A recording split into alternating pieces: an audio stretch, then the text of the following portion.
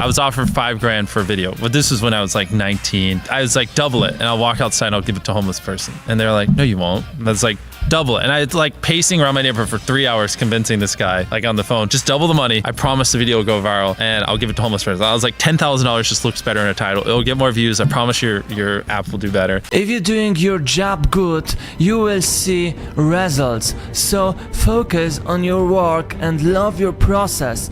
Fall in love with the process, and then you will see great results. So don't focus on money, remember it. Focus on your effects. A lot of times people, oh boy, it's like they think their videos are better than they are, honestly. And tell them, Jimmy, tell them. I mean, they do that, and they have horrible friend groups because you really are like the type of YouTubers you hang around. It's getting people with the right YouTuber friend group that aren't pussies and will actually tell them when their content's bad and like actually roast it and help them get better in a nice, positive way. Don't be afraid of evaluation. Good types from your family, from your friends, from experts can really help you. So don't be afraid of evaluation. Basically what I did was I've somehow found these other like 4 lunatics. 3 of us were college dropouts, 1 was a high school dropout, and 1, I don't know, he just like quit his job. We were all super small YouTubers, and we basically talked every day for 1,000 days in a row and did nothing but just like hyper study, like what makes a good video, what makes a good thumbnail, what's good pacing, like how to go viral. We would just get on Skype every morning, and like some days like I'd get on Skype at 7 a.m. and I'd be in the call until like 10 p.m. and then I'd go to bed, I'd wake up and I'd do it again. We'd do things like take 1,000 thumbnails and see if like there's a correlation to the brightness of the thumbnail to how many views. Find people who are interested in the same topic and support each other, learn from each other. That's the way how you create your great environment that supports you and helps you. So that's the way you create your great mastermind. If you want to read something about the mastermind, this is the book you must read. Imagine a world where it's just you working solo and you work 12 hours a day every day for like a year. And you're just grinding, you make a mistake, you learn from it, you grind, you make a mistake, you learn from it, and you do that for like a year. And then imagine a different world where you have 4 friends who are also equally grinding in something similar. Friend number 1 makes a mistake on Friday, he teaches the other 4 people. Friend number 2 makes a mistake the next week, teaches everyone. And then like you're all learning from each other's mistakes. You're all constantly studying 24/7 and downloading each other. Like after a year, you're like 2 years ahead of the guy who was just solo. Frequently go that far out of your way to capture the thumbnail. Yeah, I mean, of course, everyone should. If people don't click, they don't watch. So you want to give them something to click. Something a lot of people forget is like unsuggested on phones, thumbnails are really fucking small. So like people are editing thumbnails full blown on their computer. And when you shrink it down, you can't see. We try to all around be above the rest. Anyone can clickbait, but do you actually like deliver on it? We say we put 100 million Orbeez in the backyard, we put 100 million Orbeez in the backyard. Your title and thumbnail set expectations. Like what you're saying is like, I like bananas. And what you need is bananas are the best goddamn food on the planet. Like that's the type of opinion you need. Like you need something like how to get 100 million views on YouTube, or not even that, that's not strong enough. You need something that makes people go, what the fuck? What the fuck did he say in that video? What the fuck? I need to know. At the very beginning of the video, to minimize drop-off, you want to assure them that those expectations are being met. Don't start the video with you shopping for, your mom's birthday present. At the beginning of the video, just say, this is 100 million Orbeez. We're gonna fill this pool and this entire backyard with them. Match the expectations, and then you want to exceed them. So you want to assure people that what they clicked on is what they're getting, and then blow their mind and be like, but you're also getting even more. Anytime you say the word algorithm, just replace it with audience. The algorithm didn't like that video. Give people what they came for.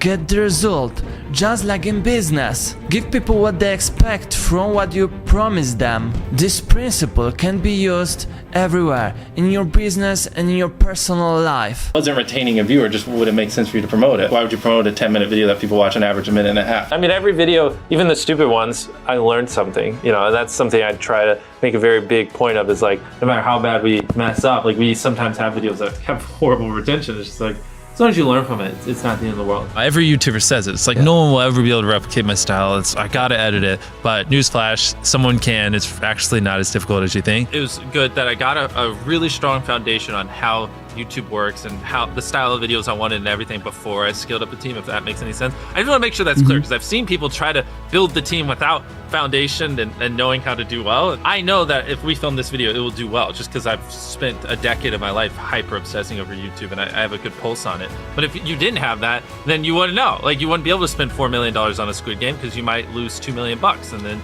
you can't pay your people. But of course, yeah, if I didn't have these people, I couldn't do half the stuff I do. For the last like 8 or 9 years, like every dollar I've made, I just spent it the next month on content. And I just did that every single month and it just kept getting bigger and bigger and here we are. Since I was 13, there probably hasn't been a single hour that's gone by that I've been awake where I haven't thought about YouTube. Like, I'm just focused on making the best videos possible, period. I don't care about making money. I don't care about time. I don't care about anything. I just want to make the best videos on the planet. Literally all the algorithm does is reflect what the people want to a T.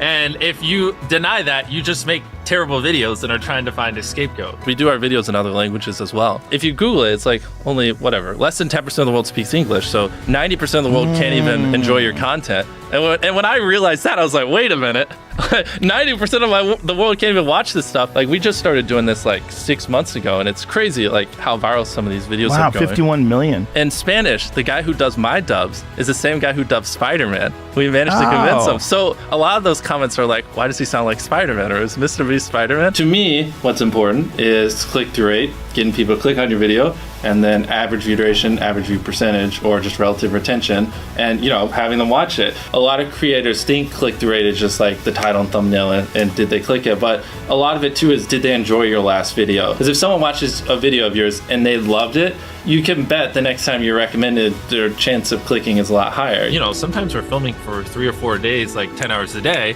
30, 40 hours of filming plus months of setup, whereas most creators probably film for a couple hours and set up for a day. Outside of just filming, we brainstorm video ideas, relentlessly, hours every day. By always doing all those things, it just distinctively sets it so far apart that it's basically, in my head, it's like, why would you not watch it? Viewers aren't stupid. They can tell when you half ASS, I don't know if I'm allowed to curse, a video, or if you really put in effort. And if they can tell you're putting in a lot of effort, they're gonna be more likely to click on future videos. And that snowballs. And because once you build that trust, they get to a point where it doesn't matter what you upload. They just know it's high effort and they just know it's great. And they're just conditioned just to watch because you have a good track record. And so with filming, it's just trying to make sure we're doing everything we can, no matter how expensive it is, no matter how much time it takes, to make the best video possible. A lot of people, if they gave away 100 grand, they would make a huge deal about it. But sometimes we're just like, yeah, here's 100 grand. Thanks for watching, bye. Doing it that way makes it more fun and just more interesting. So I like to keep a little bit of it mysterious because I think that's what people enjoy. A lot of people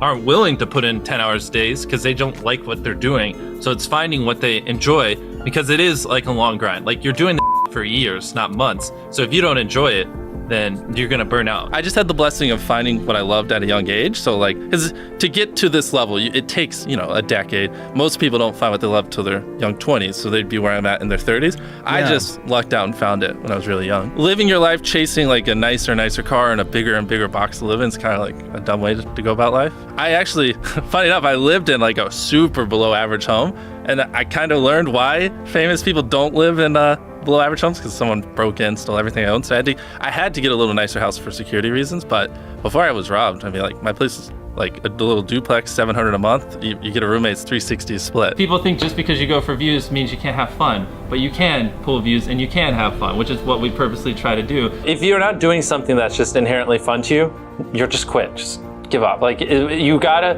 at least semi-enjoy what you're doing, or you're gonna quit long before it gets to the point where it brings in money or whatever else could be driving you. So find what you love, and then I would just hyper obsess. Make sure no one doing what you're doing is doing it better. Make sure the videos are as good as possible. You can be motivated by more than one thing. I'm motivated because I want to support my mom and my family. I'm motivated because I want to employ my friends and help them. I'm motivated because I want to help other people. I'm motivated because I want to be a YouTuber. I feel like that's another misconception. You can have lots of things that drive you. Absolutely. Yeah. Absolutely. So there's just tons of stuff that drive me.